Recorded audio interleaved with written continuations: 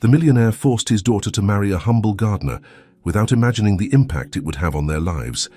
Sarah sighed deeply as she gazed out at the vast garden of the mansion from her bedroom balcony. At 25, she felt her life was at a standstill, trapped in a gilded cage by the implacable will of her father, Andrew. Since her mother's death 5 years ago, the relationship between father and daughter had deteriorated into a constant battleground. The sound of knuckles rapping on her door pulled her from her thoughts. "Miss Sarah," called the voice of Rose, the housekeeper, "your father is waiting for you in his study. He says it's urgent." Sarah closed her eyes, mentally preparing herself for another confrontation. "Thank you, Rose. I'll be right there." With determined steps, Sarah walked the long hallways of the mansion until she reached her father's study. She took a deep breath before knocking on the door. "Come in," Andrew's deep voice resonated. As she entered, Sarah found her father standing by the window, his imposing figure silhouetted against the evening light.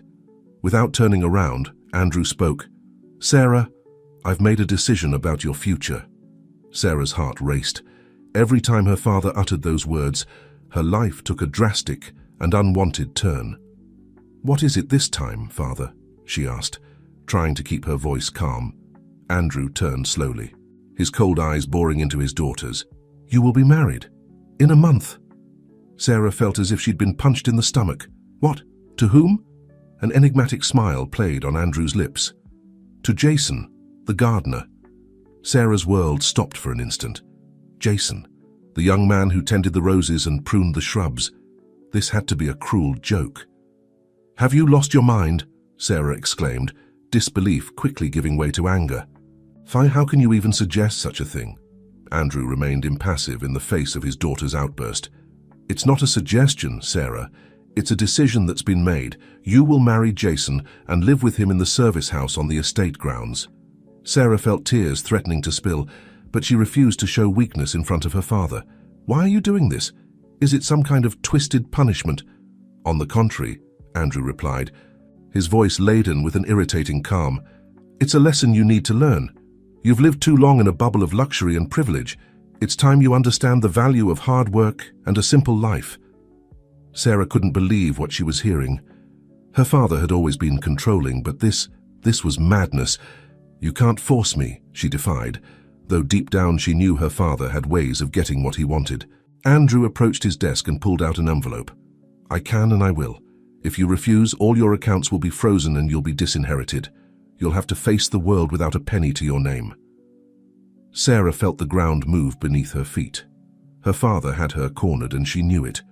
"And Jason?" she asked, clinging to a last thread of hope. "What does he say about all this?" "Jason has accepted," Andrew replied with a satisfied smile. "Tomorrow you'll meet him formally as your fiancé." Unable to contain her tears any longer, Sarah ran out of the study. As she ran through the hallways, her mind was a whirlwind of emotions. How could her father do this to her? And why had Jason accepted? What Sarah didn't know was that at that very moment, Jason was sitting in the small kitchen of the service house, his head in his hands, fighting his own internal battle. In front of him, on the worn table, lay an envelope with his mother's medical results. Advanced stage cancer. The treatment that could save her life was out of his reach, until Andrew made him the offer that would change his and Sarah's lives forever. As night fell over the mansion, two tormented souls prepared for a future neither had chosen, but which was about to unite them in ways they could never have imagined. The next morning dawned grey and cloudy, as if the sky reflected Sarah's mood. She dressed mechanically, choosing a simple black dress that perfectly expressed her mourning for the life she was about to lose. When she descended the stairs, she found her father waiting for her in the foyer. "Good morning, Sarah," Andrew greeted with a smile that didn't reach his eyes. "It's time for you to formally meet your fiancé." Sarah didn't respond, silently following her father to the garden. There, next to a rose bush in full bloom, stood Jason. Sarah had seen him many times before, but had never paid him real attention. Now she observed him with new eyes. Jason was tall and slim, with calloused hands that spoke of years of hard work. His face, tanned by the sun, showed an expression of discomfort and nervousness. When he saw Sarah and Andrew approaching, He straightened up, trying to appear more confident than he really felt. "Jason," Andrew called. "Come here, boy." Obediently, Jason approached, his eyes briefly meeting Sarah's before lowering his gaze. "Sarah," said Andrew, "as you know, this is Jason, your future husband." The silence that followed was tense and laden with unexpressed emotions. Sarah looked at Jason with a mixture of resentment and curiosity. Why had he accepted this absurd arrangement? "I'll leave you to get to know each other better," Andrew announced, retreating with a satisfied smile. Once alone, Sarah could no longer contain her frustration. "Why did you accept this?" she spat. "What do you gain from this marriage farce?" Jason raised his gaze, his brown eyes filled with a sadness that took Sarah by surprise. "I had no choice," he replied quietly. "My mother, she's very ill. Mr. Andrew promised to pay for her treatment if I agreed to marry you." The revelation hit Sarah like a cold wave. Suddenly, the image she had of Jason as an opportunist crumbled. I'm sorry," she murmured, not knowing what else to say. Jason gave a sad smile. "It's not your fault. Neither of us wants this, but it seems we have no alternative." Sarah nodded slowly, processing the information. "My father. He always gets what he wants," she said bitterly. "Maybe," Jason replied, "but that doesn't mean we have to let him take away our dignity. We can do this on our terms." Sarah looked at him curiously. What do you mean?" "I propose a deal," said Jason, his voice gaining strength. "We'll get married as your father wants. We'll live together in the service house, but it will be a marriage in name only. We'll be companions, maybe even friends, but nothing more. And meanwhile, we'll look for a way to free ourselves from this arrangement." Sarah considered the proposal. It wasn't ideal, but it was better than the alternative. "All right," she finally said, extending her hand. "Deal." Jason took her hand, sealing their agreement. At that moment, a ray of sunlight broke through the clouds, illuminating the garden. Sarah couldn't help but notice how the light played in Jason's dark hair, giving it an almost golden sheen. "You know," said Jason, looking around, "this garden has been my refuge for years. Maybe it can be yours too." Sarah followed his gaze, seeing for the first time the beauty that surrounded her. The roses, the lilies, the daisies, each flower seemed to tell a story. "Maybe," she replied, feeling something inside her begin to change. Maybe. As they walked together through the garden, talking about their lives and their frustrated dreams, Sarah realized that Jason was much more than she had imagined. He was intelligent, kind, and had a passion for life that was contagious. For his part, Jason discovered that beneath the facade of a rich, spoiled girl, Sarah was a strong and determined woman, with a heart that yearned for freedom and purpose. As the day progressed, both felt that, despite the circumstances, they might have found an unexpected ally in each other. What neither of them knew was that Andrew was watching them from the window of his study, an enigmatic smile on his lips. His plan was in motion, and soon, very soon, all the pieces would fall into place. The days flew by, and before Sarah and Jason could fully process it, their wedding day arrived. The Blackwell mansion had been transformed into a scene of luxury and opulence, a facade that hid the true nature of the event. Sarah found herself in her room, looking in the mirror while Rose, the housekeeper, adjusted the final details of her wedding dress. The reflection that stared back at her was that of a beautiful but tormented woman, with eyes that shone not with happiness, but with determination. "You look lovely, Miss Sarah," said Rose with a sad smile. Aware of the true situation, Sarah tried to smile, but the gesture didn't reach her eyes. "Thank you, Rose. At least one of us can pretend this is a happy occasion." At that moment, someone knocked on the door. It was Andrew. "Ready, my daughter?" he asked with a smile that Sarah thought looked more like a grimace. "As ready as one can be for a farce," Sarah responded bitterly. Andrew frowned. "This attitude of yours has to change, Sarah. It's for your own good." Sarah bit her tongue, knowing that arguing would serve no purpose. In silence, she took the arm her father offered, and together they descended the stairs towards the garden, where the ceremony would take place. The garden, normally a haven of peace and beauty, had been transformed into a fairy tale setting.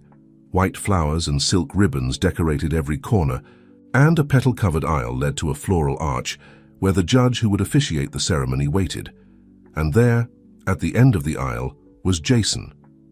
Sarah had to admit that he looked handsome in his black suit, though the discomfort was evident in his rigid posture and restless gaze.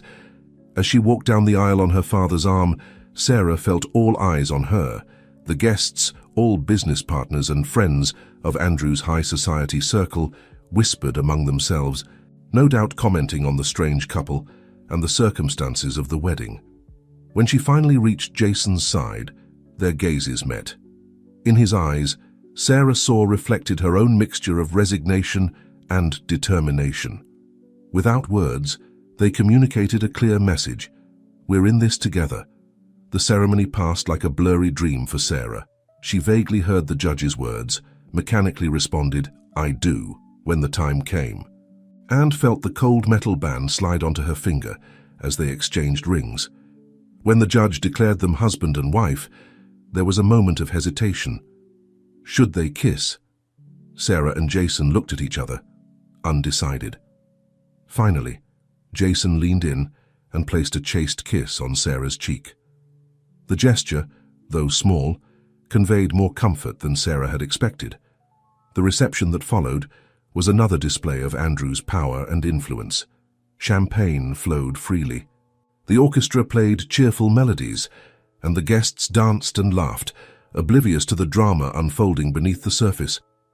Sarah and Jason played their roles as best they could, smiling for photos, accepting congratulations, and dancing the traditional first dance as a married couple. But for both of them, every minute felt like an eternity. At one point during the night, while Jason was distracted talking to some guests, Sarah slipped away to a quiet corner of the garden. She needed a moment to breathe, to process everything that had happened. The morning after the wedding, Sarah woke up in an unfamiliar bed, in a room that wasn't hers. For a moment, disorientation overwhelmed her, until memories of the previous day came crashing back like an avalanche. She had married Jason, and now she lived in the service house on the mansion grounds. She got up slowly, noticing that Jason wasn't in the room. An aroma of freshly brewed coffee guided her to the small kitchen, where she found her now husband preparing breakfast. "Good morning," Jason greeted with a shy smile. "I hope you like strong coffee." Sarah nodded, grateful for the gesture. "Thank you," she murmured, taking the cup he offered. They sat in silence, the ticking of the wall clock marking the passage of time. Finally, Jason spoke. "I know this isn't what either of us wanted, but maybe we can make it work somehow." Sarah looked at him, surprised by the sincerity in his voice. "How?" she asked. Jason shrugged. "We could start by getting to know each other better, and maybe you could help me in the garden if you want, of course." The idea of working in the garden, of getting her hands dirty with soil, was something completely foreign to Sarah's experience. However, something in Jason's proposal sparked her curiosity. "All right," she agreed, "but I warn you, I know nothing about gardening." Jason smiled, a genuine smile that lit up his face. "Don't worry, I'll teach you." And so began a new routine for Sarah. Every morning after breakfast, she accompanied Jason to the garden. At first, she felt awkward and out of place, her delicate hands unaccustomed to physical work. But over time, she began to find a strange peace in the task of caring for the plants. Jason turned out to be a patient and enthusiastic teacher. He taught Sarah the names of different flowers and plants, how to care for them, when to water them. He showed her how to prune rose bushes to make them bloom more vigorously, how to plant seeds and watch them grow day by day. As the days passed, Sarah found herself looking forward to mornings in the garden, not only for the satisfaction of seeing the plants grow under her care, but also for the conversations with Jason. She discovered that he was much more than a simple gardener. He was an intelligent and sensitive man, with a passion for nature that was contagious. He told her about his dreams of studying botany, dreams he had had to postpone to care for his sick mother. For her part, Sarah told him about her lonely childhood, how her mother's death had created an unbridgeable gap between her and her father. She told him about her own frustrated dreams of studying art, a passion that Andrew had always considered a waste of time. One afternoon, as they worked together on a new flower bed, Jason noticed that Sarah seemed distracted. "Are you okay?" he asked, concerned. Sarah sighed. "It's just that sometimes I wonder what my mother would think of all this. See, I think she would have liked this, seeing the garden like this, full of life." Jason took her hand, a gesture of comfort that had become natural between them. "I'm sure she would be proud of you, Sarah. You've changed a lot in these weeks." Sarah looked at him, surprised by the warmth she felt at his words. "Thank you, Jason, for everything." At that moment, a noise startled them. Looking up, they saw Andrew watching them from the mansion's terrace. His expression was unreadable, but there was something in his gaze that made Sarah shiver. "It seems my father is watching us," she murmured. Jason frowned. "Don't let him intimidate you. This is our space, our garden." Sarah nodded, grateful for the strength Jason transmitted. Together, they returned to their task, aware of Andrew's gaze upon them, but determined not to let it affect them. What neither of them knew was that Andrew wasn't the only one watching them. Hidden among the bushes, an unknown figure was observing them carefully, taking notes in a notebook. The plot was thickening, and soon, very soon, new secrets would come to light. As the weeks passed, the relationship between Sarah and Jason continued to evolve.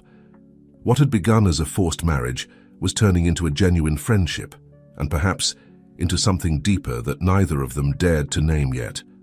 One afternoon, as Sarah was returning from doing some shopping in the nearby town, she noticed an unfamiliar car parked in front of the main house. Intrigued, she approached stealthily, hearing voices coming from her father's study. "Everything is going according to plan," she heard Andrew say. "Soon, very soon, we can proceed with the next phase." "Are you sure they don't suspect anything?" asked a male voice Sarah didn't recognize. "Absolutely," Andrew replied confidently. "Sarah and Jason are too busy playing happy homemakers to realize what's really at stake." Sarah's heart was pounding. What were they talking about? What was really at stake? Before she could hear more, she felt a hand on her shoulder. She turned, startled, coming face to face with Jason. "What are you doing here?" he whispered, worried. Sarah gestured for him to be quiet and led him away from the house. Once they were at a safe distance, she told him what she'd overheard. Jason frowned, clearly disturbed by the information. "I always knew your father had a hidden motive for this marriage, but this sounds bigger than we imagined." "We have to find out what's going on," Sarah said with determination. Jason nodded, but his expression was one of concern. "We must be careful. Your father is a powerful and dangerous man when he feels threatened." That night, as they ate dinner in their small kitchen, Sarah and Jason discussed their options. They decided they needed more information before acting. Jason suggested taking advantage of his position as a gardener to observe the comings and goings at the mansion, while Sarah would try to get closer to her father, feigning a renewed interest in the family business. The following days were a mix of tension and expectation. Sarah began visiting her father in his study more frequently, asking questions about the company and showing interest in learning. Andrew, though initially surprised by this change in attitude, seemed pleased. Meanwhile, Jason noticed an increase in the number of visitors to the mansion, men in suits arriving in luxury cars, meetings that stretched into the late hours of the night. Something big was happening. But what?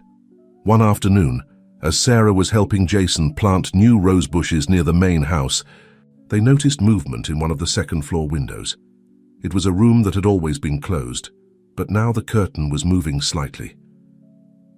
"Did you see that?" Sarah whispered. Jason nodded. "Someone's in there. Someone who doesn't want to be seen." That night, unable to contain their curiosity, Sarah and Jason decided to investigate. They waited until the lights in the mansion went out and, with hearts pounding, silently slipped towards the house. Using the key Sarah still had, they entered and climbed the stairs, carefully avoiding the steps that creaked. Upon reaching the mysterious room, Sarah took a hairpin from her hair and, to Jason's surprise, began to manipulate the lock. "Where did you learn to do that?" Jason whispered. Amazed, Sarah smiled mischievously. Let's just say my rebellious teenage years had their advantages. With a soft click, the door opened. Sarah and Jason entered, closing the door behind them. The room was dark, but the moonlight filtering through the window was enough to reveal its contents. What they saw left them breathless. The walls were covered with maps, photographs, and documents.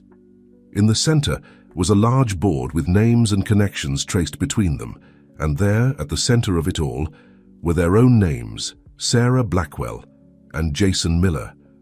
"What is all this?" Sarah murmured, approaching to examine the documents. Jason, for his part, had approached a filing cabinet in the corner. He opened a drawer and began to leaf through the files it contained. "Sarah," he called with a tense voice, "I think you should see this." He handed her a folder. Sarah opened it and, as she read its contents, felt the ground moving beneath her feet. "This can't be true," she whispered, looking at Jason with eyes full of shock and confusion. Before they could process what they had discovered, they heard footsteps in the hallway. Someone was approaching. Sarah and Jason looked at each other, panic reflected in their eyes. They were trapped, with secrets too big to comprehend and nowhere to hide. The doorknob began to turn. Sarah's heart was beating so hard she feared it might be heard throughout the hallway. Jason, acting quickly, took her hand and dragged her towards the large wardrobe in the corner of the room. They barely had time to close the door before someone entered the room. Through the slats of the wardrobe, Sarah and Jason saw Andrew enter, followed closely by a man they didn't recognize. He was tall, with graying hair and an impeccable suit that screamed power and money. "Everything is ready, Ernest," said Andrew, turning on the room light. "Soon we'll be able to proceed with the merger of the companies." The man, Ernestes, nodded with a cold smile. "Excellent. And what about the young ones? Do they suspect anything?" Andrew let out a dismissive laugh. "Sarah and Jason are too busy playing happy house to realize what's happening around them. They're perfect pawns in our game." Inside the wardrobe, Sarah had to bite her lip to keep from letting out a cry of indignation. Jason squeezed her hand, a silent gesture of support and warning. "However," Andrew continued, "there's something that worries me. I've noticed that Sarah has shown a sudden interest in the family business. It could be simple curiosity, but—" "We can't take risks," Ernest interrupted. "If she suspects something, we must act quickly. Remember, Andrew, there's a lot at stake here. Not just our fortunes, but also—" At that moment, Andrew's phone rang, interrupting the conversation. After a brief chat, Andrew turned to Ernest. "We have to go. A problem has arisen at the production plant." The two men quickly left the room, leaving Sarah and Jason in a tense silence filled with questions. Once they were sure Andrew and Ernest had gone, they came out of the wardrobe. Sarah was shaking, a mixture of rage and confusion on her face. "Pawns?" she whispered furiously. "Is that what we are to him? A game?" Jason, though equally disturbed, kept his calm. "Sarah, we have to get out of here. It's not safe to stay." Quickly, they gathered the documents they had been examining before the interruption and stealthily left the room. Once back in the safety of their small house, they spread the papers out on the kitchen table. "I can't believe it," Sarah murmured as she reread the documents. "All this time, everything has been a lie." The papers revealed a truth that neither of them had imagined. Jason wasn't a simple gardener, but the illegitimate son of Ernest, the powerful businessman they had just seen in the secret room. Ernest had kept Jason's existence a secret for years, but now planned to use him as a key piece in an elaborate business strategy. "My real father," Jason murmured, his voice barely a whisper. "All my life I've believed I was an orphan. And now—" Sarah took his hand, offering silent comfort as they continued reading. The documents detailed an intricate plan. Andrew and Ernest planned to merge their companies, creating a conglomerate that would dominate the market. Sarah and Jason's marriage was just a facade to legally unite the two families and facilitate the merger. "My father," Sarah said, disbelief giving way to anger in her voice. "He's been manipulating us all this time, all of us." Jason nodded, his face a mask of conflicting emotions. "And my mother." Did she know the truth, or was she deceived too? Sarah stood up, pacing back and forth in the small kitchen. "We have to do something, Jason. We can't let them get away with this." "I agree," said Jason, his voice gaining determination. "But we have to be careful. If Andrew and Ernest discover that we know the truth, they could be dangerous," Sarah finished for him. They looked at each other, the realization of their situation falling heavily upon them. They were no longer just two young people trapped in an arranged marriage. Now they were the only ones who could unmask a conspiracy involving millions of dollars and decades of lies. "What do we do now?" Sarah asked, suddenly feeling overwhelmed by the magnitude of their discovery. Jason stood up and hugged her, a gesture that had become natural between them in recent weeks. "For now, we have to keep acting normal. We can't raise suspicions while we plan our next move." Sarah nodded against his chest, grateful for his strength and clarity of thought. "You're right, but we need help. We can't face them alone." "I know someone who might be able to help us," Jason said after a moment of reflection. "A friend from college who's now a lawyer. We could trust him." "Perfect," said Sarah, pulling away slightly to look him in the eyes. "Contact him as soon as possible. Meanwhile, I'll keep feigning interest in my father's business. Maybe I can get more information from the inside." They stayed like that for a moment, embracing in the small kitchen the weight of their discoveries and the uncertainty of the future weighing on them. But there was something else too, a connection that had strengthened through shared adversities. "Sarah," Jason said softly, "whatever happens, I want you to know that I'm grateful we're in this together. I can't imagine facing all of this without you." Sarah looked at him, surprised by the intensity of his words and by the warmth she felt growing in her chest. "Me too, Jason. Me too." At that moment, with the moon shining through the kitchen window and the scent of roses from the garden floating in the air, both realized that their feelings had changed. What had begun as a forced marriage had become something real, something deep and true.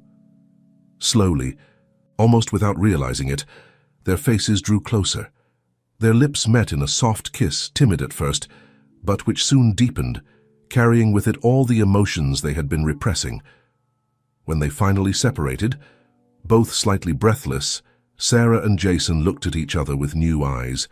They were no longer victims of circumstances, but partners, allies, and perhaps something more. "We're going to get through this," Sarah said with determination. "Together." Jason nodded, a smile forming on his lips. "Together."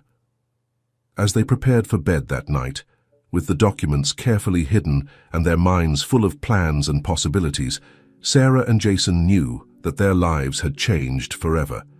The secrets they had discovered threatened to destroy everything, but they had also given them something precious, the truth about themselves and about their mutual feelings.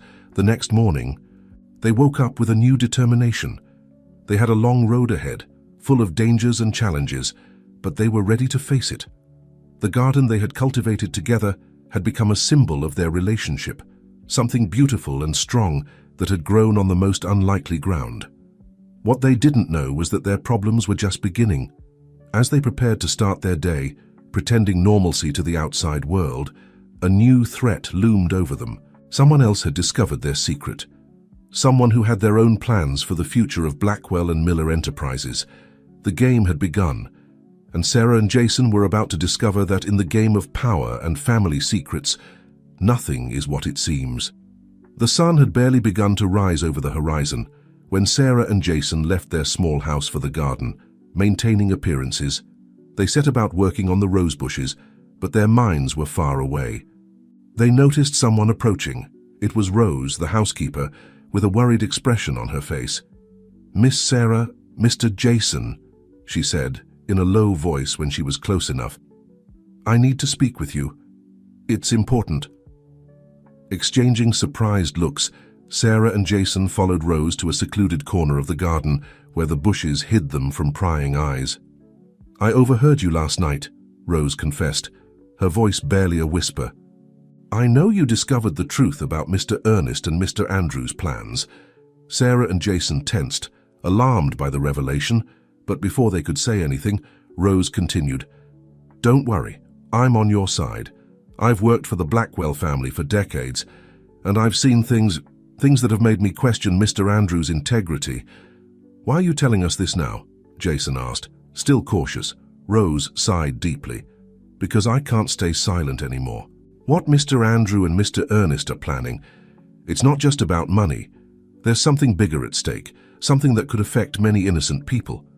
Sarah took the older woman's hand, who had been like a second mother to her since her own mother's death. Rose, what exactly do you know? Not all the details, Rose admitted, but I know that the merger of the companies is just the tip of the iceberg. They're planning something that involves protected lands, natural resources, and they don't care who they have to hurt to achieve it. Jason and Sarah exchanged concerned looks. The situation was even more serious than they had imagined. We need your help, Rose, said Jason. Can you get us more information from inside the house? Rose nodded with determination. I'll do what I can, but you must be careful. Mr. Andrew has hired additional security. I think he suspects someone might be investigating his affairs. After agreeing on a secure communication system with Rose, Sarah and Jason returned to their tasks in the garden, their minds spinning with this new information. That afternoon, while Sarah distracted her father with questions about the company, Jason slipped away to meet his lawyer friend, Charlie, at a discreet cafe in the city center. This is pure dynamite. Jason, Charlie said after reviewing the documents, with this we could bring Andrew and Ernest to justice, but we need more evidence, especially about those plans involving protected lands. What do you recommend? Jason asked, eager for a plan of action. Charlie thought for a moment. We need someone inside the company, someone who can access confidential files without raising suspicion. Jason smiled, thinking of Sarah. I think we have the perfect person for that. Meanwhile, back at the mansion, Sarah was in her father's study, feigning interest in some financial reports when she noticed something odd. A name on one of the documents caught her attention, Project Phoenix. Father, she asked casually, what's Project Phoenix? I don't recall seeing it before in the reports. Andrew visibly tensed for a moment before regaining his composure. Oh, it's just a new development project. Nothing to worry about, dear. But Sarah could see the lie in his eyes. There was something more, something big, behind that code name. That night, when Jason returned, Sarah told him about Project Phoenix. They decided that would be their next target for investigation. What they didn't know was that while they were planning their next move, someone else was watching. From the shadows of the garden, an unknown figure was observing them, taking notes and making quiet phone calls. The web of lies and secrets was becoming increasingly complex, and Sarah and Jason were about to discover that in this game of power and deception, allies could turn into enemies in the blink of an eye. As they prepared for bed, exhausted by the day's emotions and revelations, Sarah and Jason couldn't imagine that the real danger was just beginning. Project Phoenix was more than it seemed, and unraveling its secrets would lead them down a path from which there would be no turning back. The following days were a careful dance of covert investigation and maintaining appearances. Sarah, taking advantage of her new interest in the family business, spent hours in her father's study, absorbing all the information she could while searching for clues about the mysterious Project Phoenix. Jason, for his part, used his position as gardener to observe the comings and goings at the mansion, noting patterns in the visits of businessmen and local politicians. With Rose's help, who passed them information from conversations overheard in secret, they slowly began to piece together the puzzle. One afternoon, while Sarah was reviewing some files on her father's computer, taking advantage of his absence, she came across an encrypted folder. With her heart racing, she used the skills she had learned in her rebellious teenage years to hack into the system. What she found left her breathless. Project Phoenix was much more than a simple real estate development. It was a master plan to divert a river, destroying a protected ecosystem in the process and displacing entire communities, all for the control of valuable water and mineral resources. With trembling hands, Sarah copied the files onto a USB drive and hurriedly left the study. She needed to tell Jason immediately, but upon reaching the garden, she encountered an unexpected scene. Jason was talking to a man she didn't recognize. As she approached, she heard fragments of their conversation. "You have to understand, Jason. It's your birthright," the man was saying. "I don't care," Jason replied firmly. "I want nothing to do with that man or his money." Sarah cleared her throat, alerting the two men to her presence.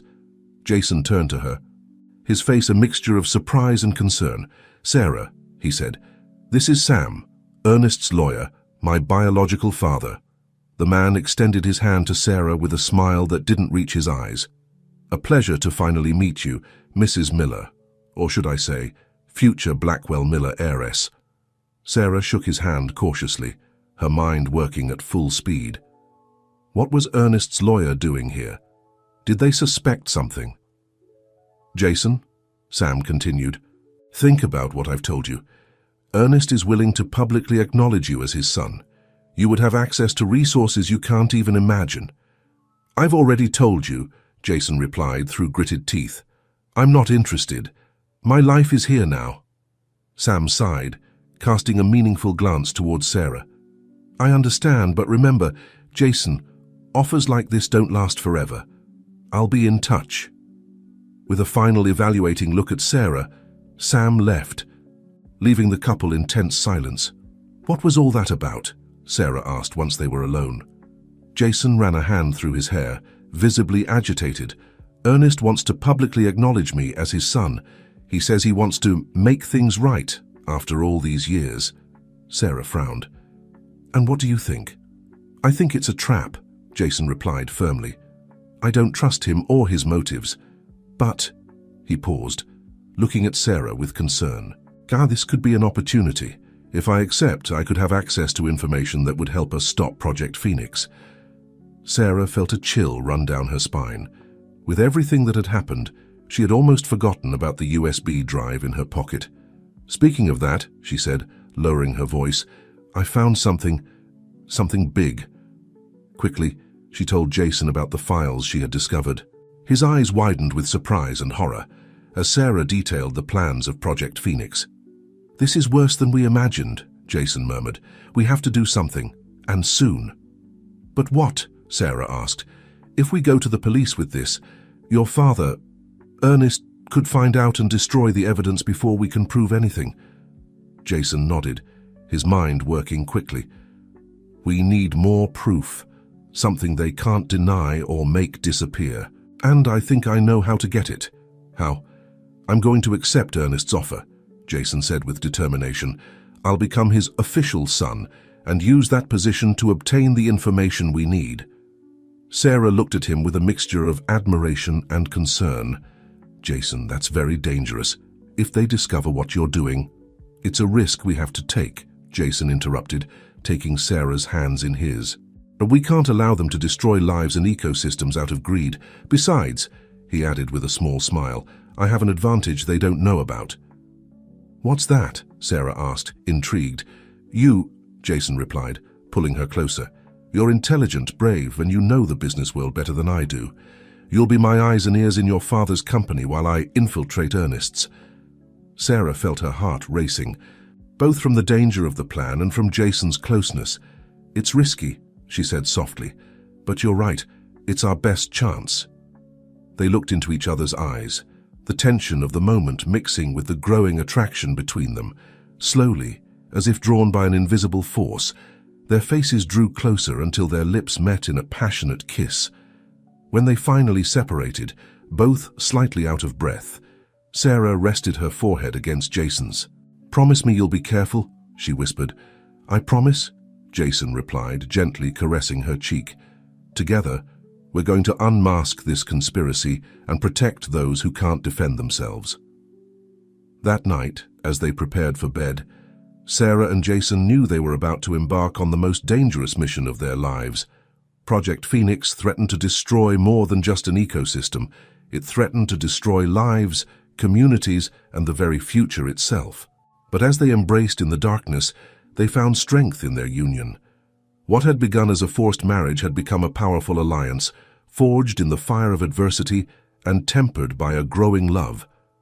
What they didn't know was that their enemies were closer than they thought. In the main mansion, Andrew was receiving a call that would change the course of events. "Mr. Blackwell," said a voice on the other end of the line. "We have reason to believe your daughter and son-in-law are investigating Project Phoenix. How do you want us to proceed?" Andrew frowned, his face hardening with determination. "Watch them closely. If you confirm they know something, eliminate the threat. We can't allow anything to stand in our way." As he hung up the phone, Andrew looked out the window towards the small house where his daughter and Jason slept, unaware of the danger looming over them. The game had entered a new phase, and the stakes had never been higher. The following days were a whirlwind of activity for Sarah and Jason. While Jason prepared for his official reunion with Ernest, Sarah intensified her presence in her father's company, absorbing all the information she could about Project Phoenix and its ramifications. On a sunny morning, Jason found himself standing in front of the imposing Miller Enterprises building, nervously adjusting his tie. It was the first time he had entered there as Ernest's recognized son, and the sensation was surreal. "Welcome, Mr. Miller," the receptionist greeted him with a rehearsed smile. "Your father is waiting for you in the boardroom." Jason nodded, swallowing hard as he headed towards the elevator. On the way, he couldn't help but notice the curious glances and whispers from the employees. The news of his discovery as Ernest's son had spread like wildfire in the business world. Upon entering the boardroom, Jason came face to face with Ernest and a group of high-ranking executives. The similarity between their features was undeniable, and for a moment, Jason felt a pang of emotion that he quickly suppressed. "Ah, Jason," Ernest exclaimed, rising to greet him with a hug that felt more like a publicity stunt than a genuine gesture. "Welcome to the family, officially." The next few hours were a whirlwind of introductions, explanations about the company structure, and discussions about the role Jason would play in the future. Although he maintained a facade of interest and gratitude, his mind was focused on a single objective: finding evidence of Project Phoenix. Meanwhile, at Blackwell Enterprises, Sarah found herself in an equally tense situation. Sitting in a board meeting, she listened with disguised attention as her father and other executives discussed territorial expansion and resource acquisition. "Project Phoenix is our #1 priority," Andrew declared firmly. "We need to secure those lands before anyone else discovers their true value." Sarah felt a chill run down her spine. Each new piece of information confirmed the magnitude and cruelty of the plan her father and Ernest had devised.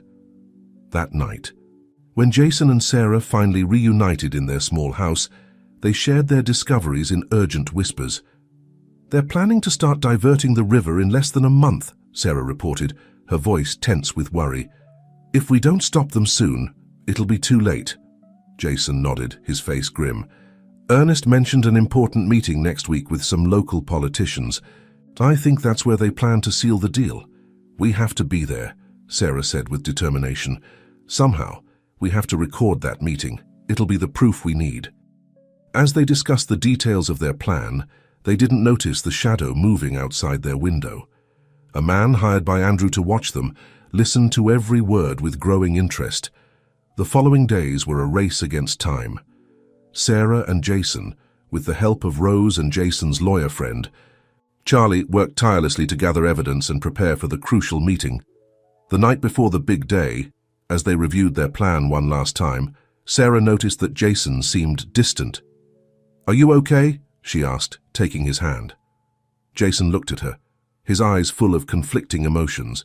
"It's just that, in these days, working in Ernest's company, sometimes I wonder how my life would have been if he had acknowledged me from the beginning, if I had grown up as part of that family." Sarah felt a pang of unease.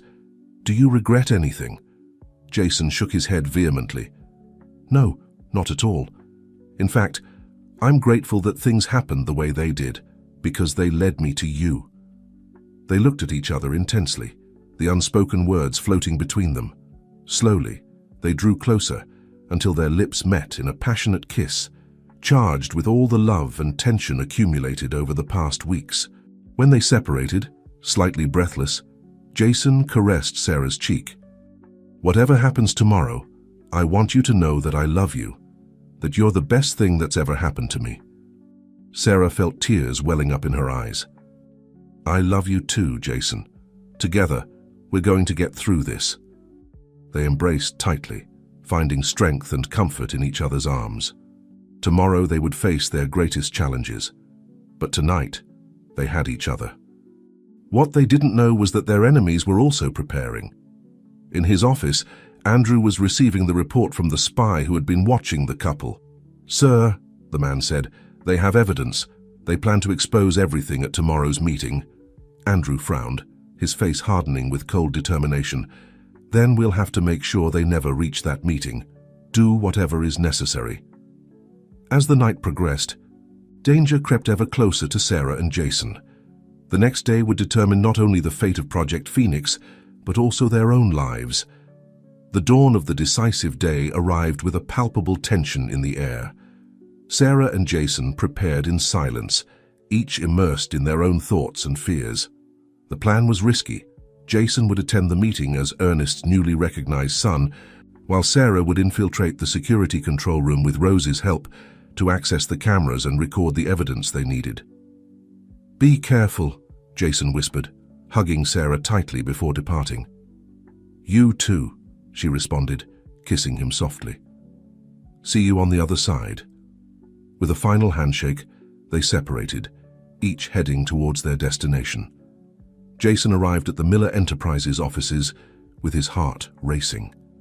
The security guard greeted him with a nod, allowing him passage without problems. "They're all waiting for you in the conference room, Mr. Miller," he informed him. Meanwhile, Sarah snuck in through the service entrance of Blackwell Enterprises, where Rose was waiting for her with a cleaning uniform. "Quickly, miss," whispered the housekeeper, helping her change. "The meeting is about to start." In the conference room, Jason took a seat next to Ernest, who gave him a smile that didn't reach his eyes. "I'm glad you decided to join us, son," he said in a low voice. "Today is an important day for the future of our family."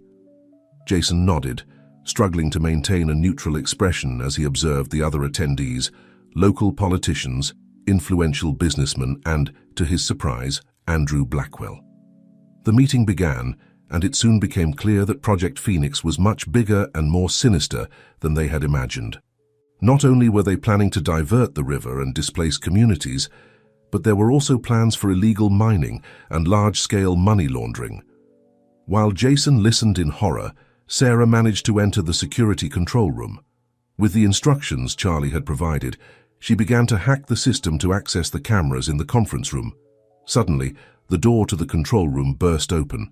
Sarah turned, expecting to see a security guard, but instead found herself face to face with her father. "Dad," she gasped, her mind working frantically to find an excuse. Andrew looked at her with a mixture of disappointment and cold determination. "Oh, Sarah," he said softly, "did you really think I wouldn't realize what you were doing?" Before Sarah could react, two burly men entered the room, firmly grabbing her. "I'm sorry, daughter," Andrew said, though his voice lacked true remorse. "But I can't allow you to ruin everything I've worked for." As Sarah struggled against her captors in the conference room, Jason began to feel that something was wrong. Sarah should have established contact with him through the small earpiece he was wearing, but he only heard silence. Ernest was in the middle of an explanation about how they planned to persuade the last property owners who were resisting selling their lands when Andrew's phone rang. The Blackwell patriarch excused himself and left the room for a moment. Jason took advantage of the distraction to try to communicate with Sarah. "Sarah, can you hear me?" he whispered as low as he could. Nothing. Panic began to grow in his chest. Meanwhile, Sarah was being escorted to an empty office on the upper floor. Andrew followed closely behind, his face a mask of determination. "I never thought my own daughter would betray me like this," Andrew said. Closing the door behind them, Sarah looked at him defiantly. "Betray you? What about your betrayal of all those innocent people you plan to displace? Of the nature you're going to destroy?" Andrew sighed, running a hand through his graying hair.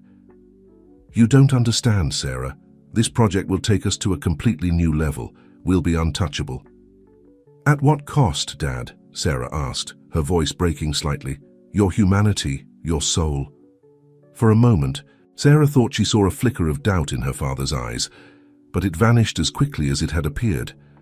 "I'm sorry, daughter," Andrew said, heading for the door, "but I can't allow you to interfere. Stay here until everything is over." With that, he left the office. Sarah heard the click of the lock and knew she was trapped. Back in the conference room, Jason was increasingly restless. Something had definitely gone wrong. Just as he was considering an excuse to leave and search for Sarah, Andrew returned. "Sorry for the interruption," he said with a smile that didn't reach his eyes. "Where were we?" Ernest was about to resume his presentation when the door burst open. To everyone's surprise, Rose entered, closely followed by Charlie, Jason's lawyer friend, and a group of police officers. "This is a raid," one of the officers announced. "Everyone stay where you are." Chaos erupted in the room. Ernest and Andrew tried to flee but were quickly apprehended. Jason took advantage of the confusion to slip away. Desperate to find Sarah, he ran through the hallways, calling her name. Finally, he heard banging coming from a locked office. "Sarah!" he shouted, forcing the lock until the door gave way. Sarah threw herself into his arms, tears of relief running down her cheeks. "Jason, what's happening?" "Rose," Jason explained quickly as he guided her out of the office. She and Charlie had a backup plan. They contacted the authorities and gathered enough evidence to justify a raid. As they descended the stairs, they encountered Rose, who hugged them both tightly. "Thank God you're all right," the housekeeper said, her voice trembling with emotion. In the building's lobby, they saw Andrew and Ernest being handcuffed and escorted out. Andrew's eyes met Sarah's for a moment, a mixture of regret and resignation in his gaze. "Dad," Sarah began, but the words caught in her throat. "I'm sorry, Sarah," Andrew said softly as he was led away.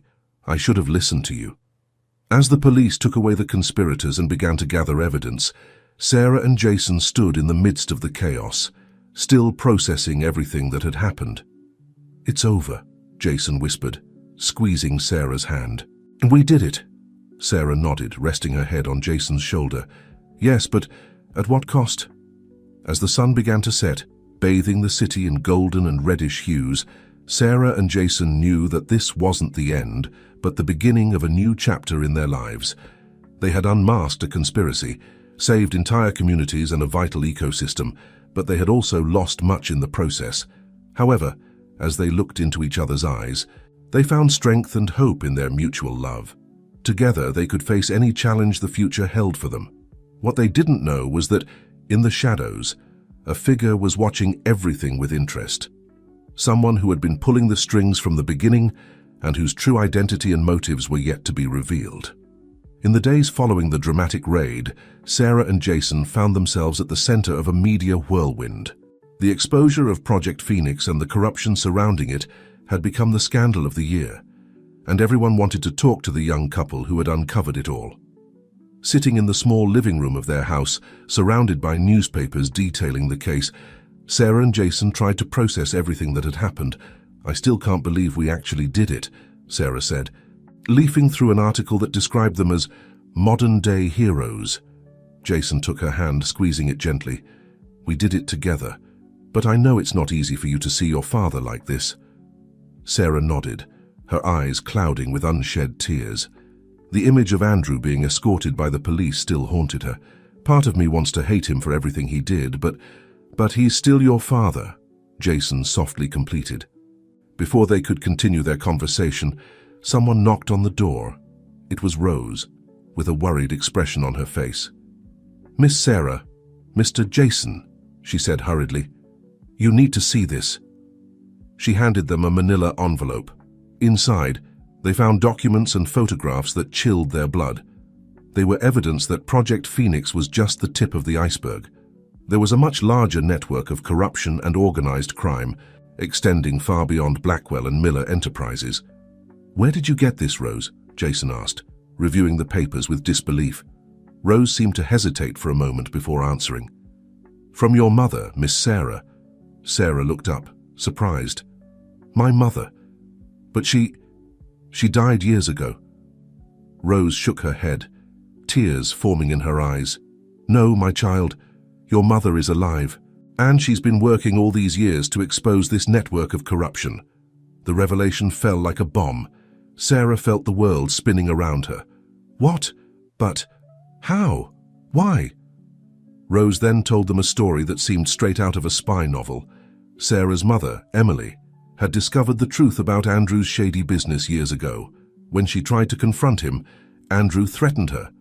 To protect her daughter, Emily faked her own death and went underground, working tirelessly to gather evidence and dismantle the corruption network from within. "Your mother has been watching over you all this time, Sarah," Rose said softly. "She was the one who asked me to help you, who gave us the information for the raid." Jason, who had been listening in silence, suddenly understood something. The figure in the shadows, the person who was watching us in the garden. Was it her? Rose nodded. "Emily never stopped protecting you, Sarah. And now, with Project Phoenix exposed, she believes it's finally safe to come out into the open." As if on cue, the door slowly opened, and there, after so many years, stood Emily Blackwell. Sarah remained paralyzed, unable to move or speak. Emily, her hair now streaked with grey and lines of worry on her face, took a hesitant step forward. "Sarah, my darling," she said softly, her voice breaking with emotion, with a choked sob. Sarah threw herself into her mother's arms. Years of pain, confusion, and loss melted away in that embrace. Jason watched the scene with a mixture of amazement and emotion. When mother and daughter finally separated, Emily turned to him. "Thank you for taking care of my daughter," she said, extending her hand, "and for helping her uncover the truth." As the night progressed, Emily told them the whole story. She spoke of the corruption network that extended to the highest levels of government and business. She told them how she had worked tirelessly for years, gathering evidence and building a network of allies.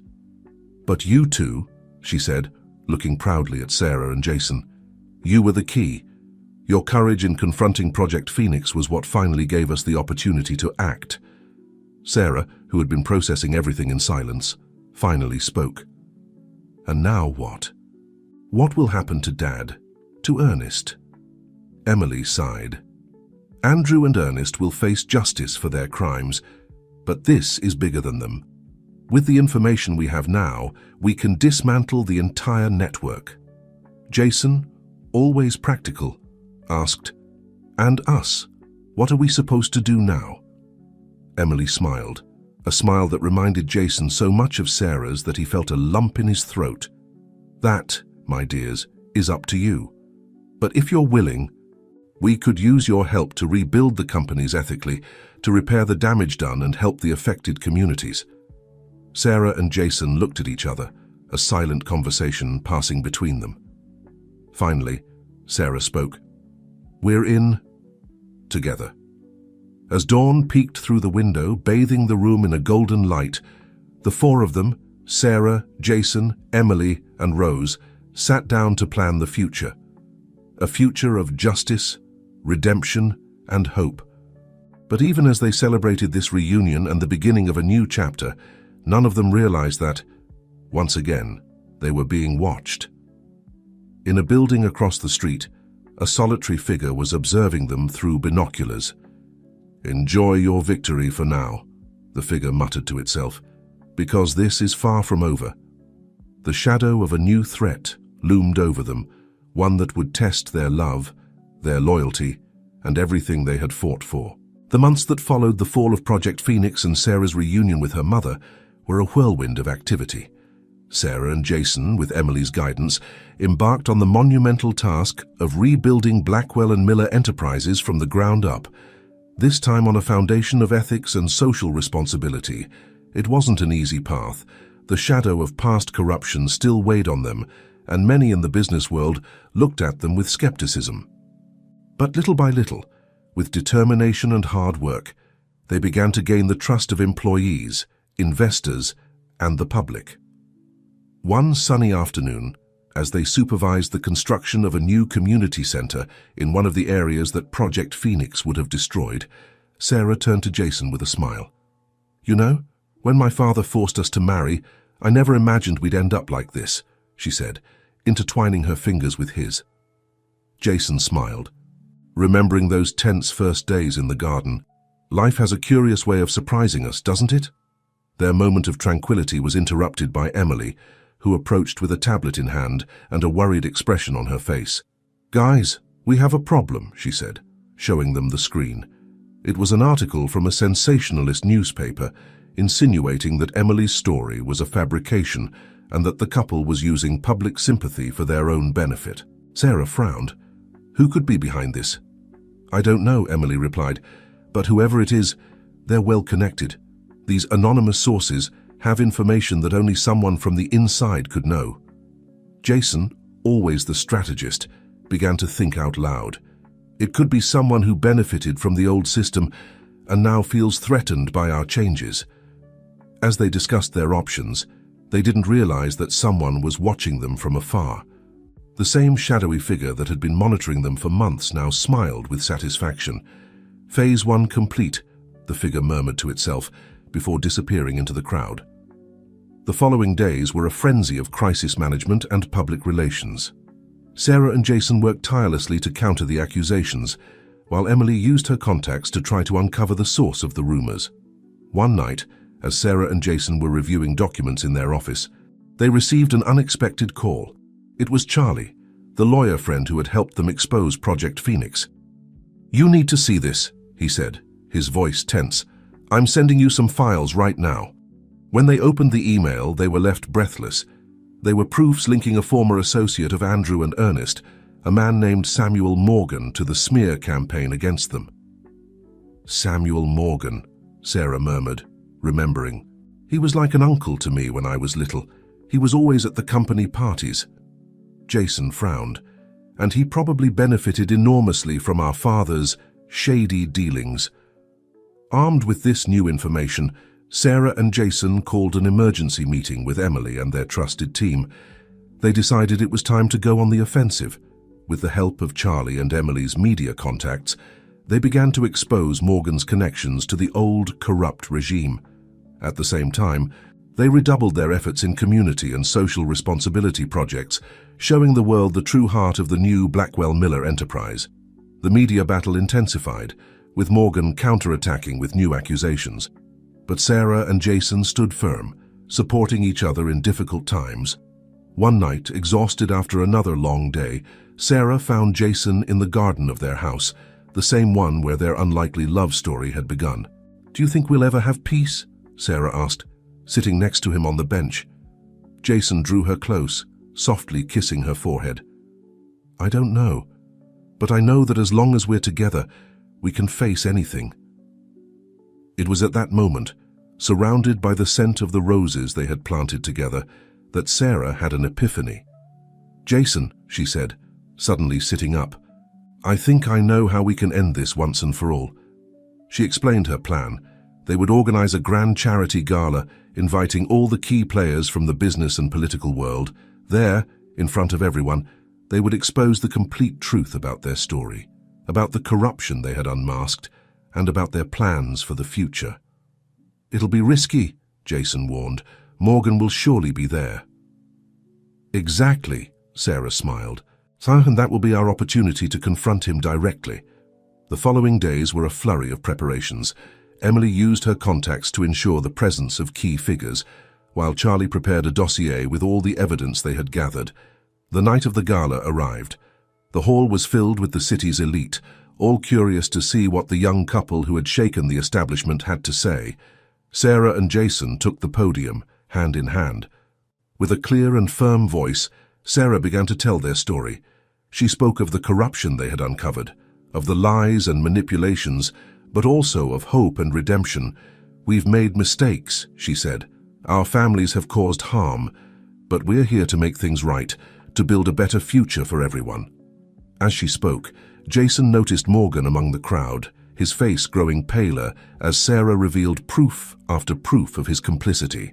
When they finished their presentation, the hall was silent for a moment before erupting into applause. Journalists rushed forward with questions, investors approached with proposals, and politicians promised their support. Amidst the chaos, they saw Morgan trying to sneak towards the exit. But Emily, who had been waiting for this moment, intercepted him along with 2 police officers. "Samuel Morgan," one of the officers said, You're under arrest for fraud, extortion, and obstruction of justice." As Morgan was escorted out, Sarah and Jason looked at each other, a mixture of relief and triumph in their eyes. "We did it," Sarah whispered. "Together," Jason added, leaning in to kiss her. The kiss was interrupted by Emily, who approached with a wide smile. "I'm so proud of you two," she said, hugging them. "You've done something extraordinary here." In the days and weeks that followed, Sarah and Jason's story became a symbol of hope and change. Blackwell Miller Enterprises flourished under their ethical leadership, inspiring other corporations to follow their example. A year after the gala, Sarah and Jason renewed their wedding vows in the same garden where it had all begun.